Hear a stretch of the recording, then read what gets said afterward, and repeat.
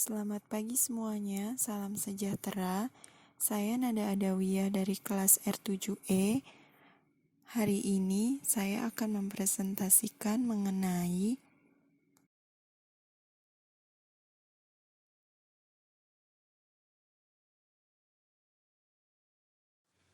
bentuk dan nilai komunikatif suatu kalimat, kalimat interrogatif, dan kalimat imperatif.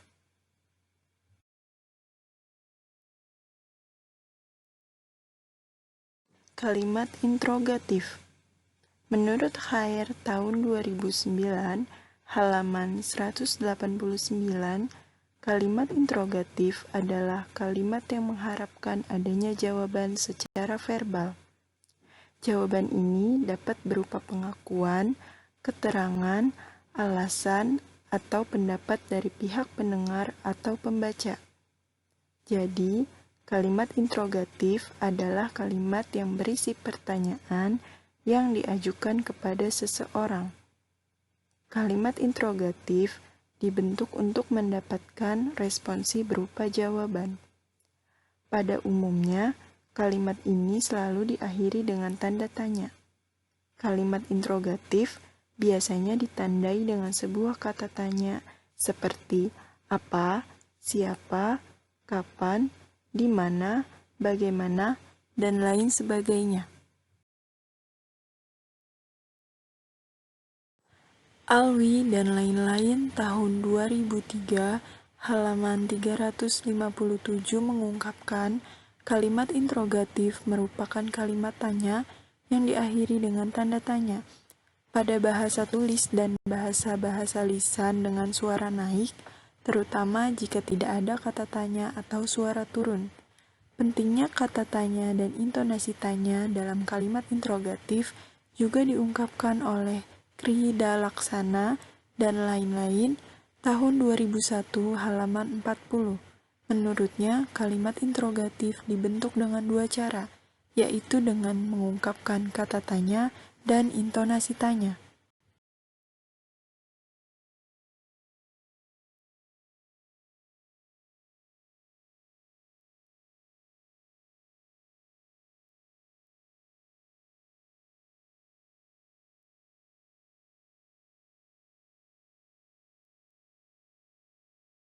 Menurut Ali Syahbana tahun 1983 halaman 79, ciri-ciri kalimat interrogatif yang pertama menggunakan tanda tanya di akhir kalimat, yang kedua diawali dengan kata tanya, yang ketiga biasanya disertai dengan imbuhan kah, yang keempat bila tidak menggunakan kata tanya, biasanya dilengkapi dengan partikel kan, dan yang terakhir membutuhkan jawaban baik berupa pernyataan ya atau tidak maupun sebuah informasi.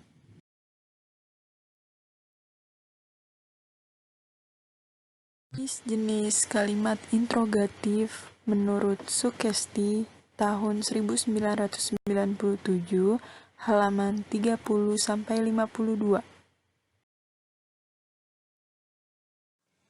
Kalimat interrogatif yang meminta pengakuan jawaban. Jenis kalimat interrogatif ini dibentuk dengan cara memberikan intonasi tanya pada sebuah kalimat. Biasanya, kalimat ini sudah berisi sebuah jawaban atau kalimat tanya yang memberikan kepastian, pilihan, dan juga penawaran.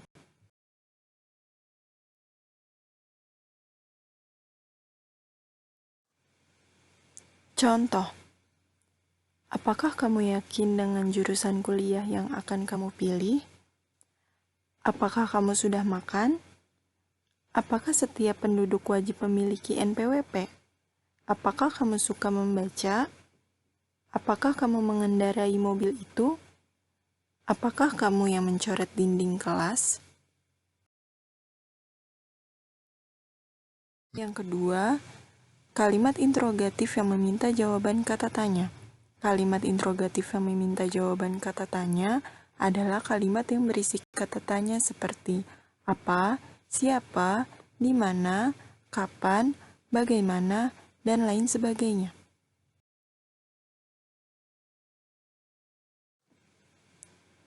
Contoh, apa makanan kesukaanmu?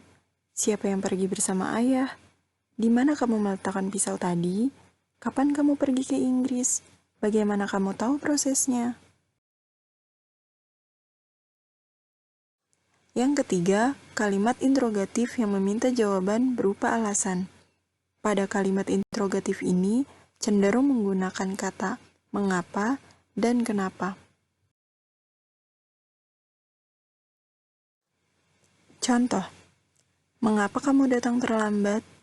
Kenapa kamu tidak sekolah? Mengapa kamu tidak masuk kerja? Kenapa celanamu kotor? Mengapa dahimu terluka? Yang keempat, kalimat interrogatif yang meminta jawaban berupa pendapat. Pada kalimat interrogatif ini cenderung menggunakan kata tanya, bagaimana?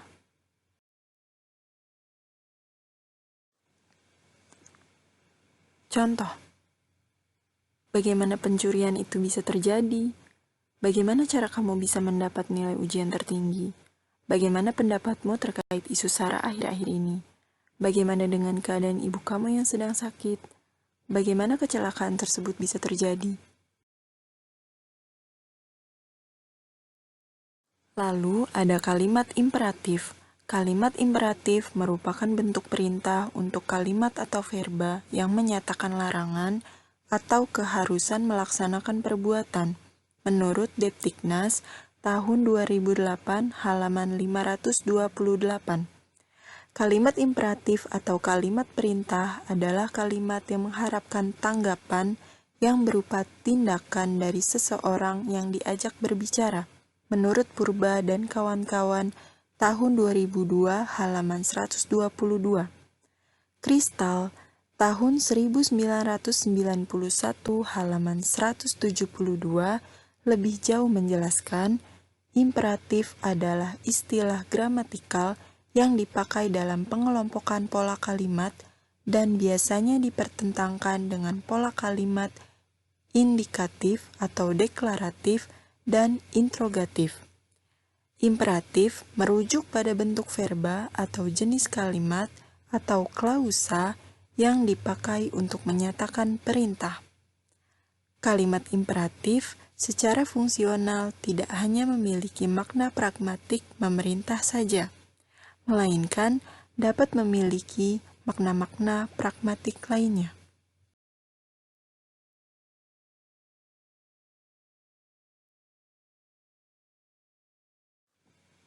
Ciri-ciri kalimat imperatif.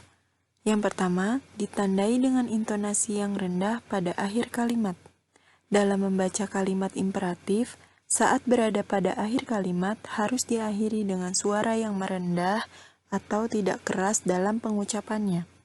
Yang kedua, menggunakan partikel penegas, penghalus, dan kata ajakan, harapan, larangan, serta permintaan.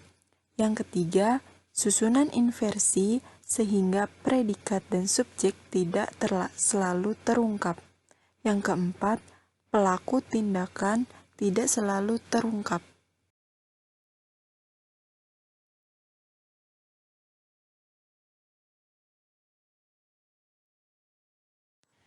Jenis-jenis kalimat imperatif menurut Ramlan tahun 2005 halaman 79.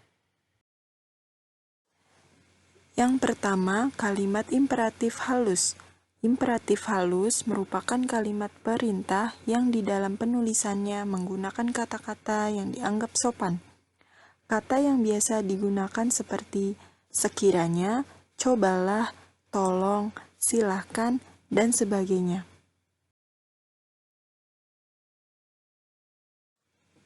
Contoh, tolong matikan lampu. Sudilah kiranya Bapak mampir ke rumah saya. Silakan kamu tunggu di sini. Coba tunggu dulu penyelidikan selanjutnya. Cobalah makanan ini, mungkin kamu menyukainya. Yang kedua, kalimat imperatif transitif. Kalimat imperatif transitif adalah kalimat yang berpredikat verba transitif, mirip dengan konstruksi kalimat deklaratif.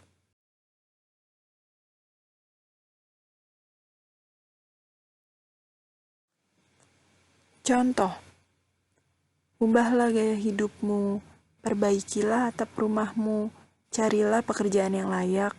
Akankah di sini saja? Berikanlah jam tangan baru untuk ayahmu. Yang ketiga, kalimat imperatif tak transitif. Kalimat imperatif tak transitif adalah kalimat yang dibentuk dari kalimat deklaratif yang dapat berpredikat verba dasar, frasa adjektif, dan frasa verba yang berprefiks meng dan ber ataupun preposisional. Contoh, kamu masuk, diam, tenang, kamu keluar, kamu berlari 5 putaran, kamu menghapus papan tulis, keluar semuanya. Yang keempat, kalimat imperatif ajakan dan harapan. Kalimat imperatif ajakan dan harapan merupakan kalimat perintah yang di dalamnya berisi kata ajakan.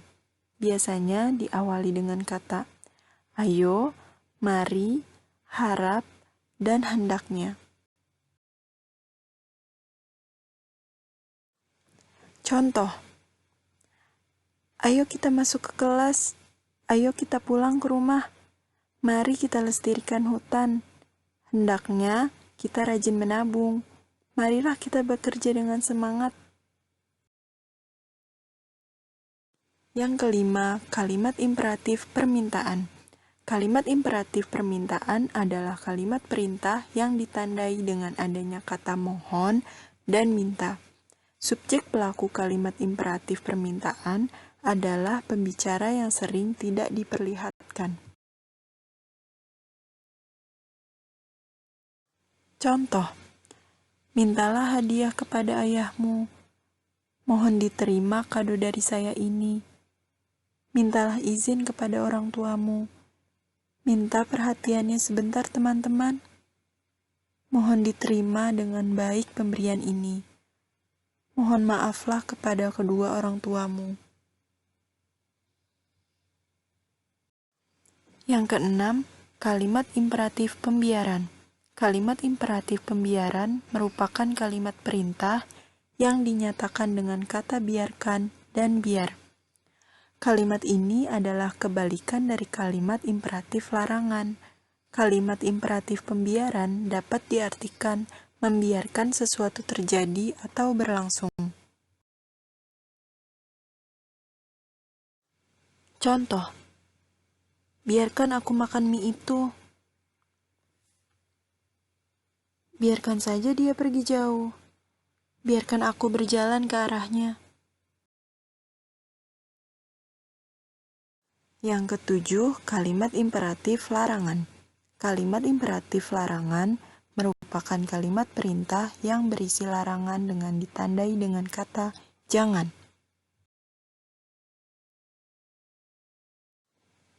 Contoh, jangan tidur terlalu malam, jangan berhenti mendadak, dilarang berjualan di tempat ini, janganlah membuang sampah sembarangan, jangan berenang di pantai terlalu jauh karena sangat berbahaya.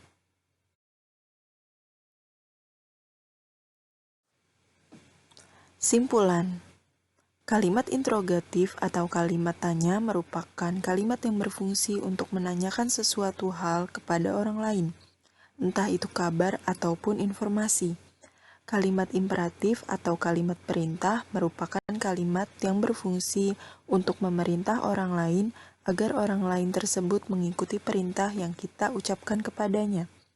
Kalimat imperatif berfungsi untuk memerintah orang lain, sedangkan kalimat interrogatif merupakan kalimat yang berfungsi untuk menanyakan suatu hal kepada orang lain.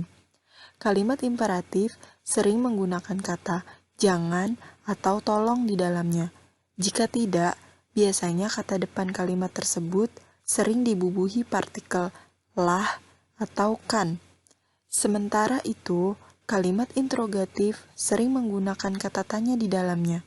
Jika tidak, biasanya kata depan kalimat ini sering dibubuhi partikel kah.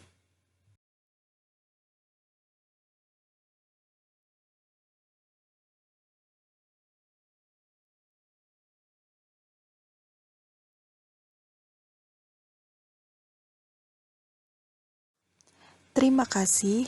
Sekian dari materi yang saya sampaikan hari ini. Kurang lebihnya mohon maaf. Semoga materi yang saya sampaikan hari ini dapat bermanfaat bagi kita semua. Ada yang ingin ditanyakan?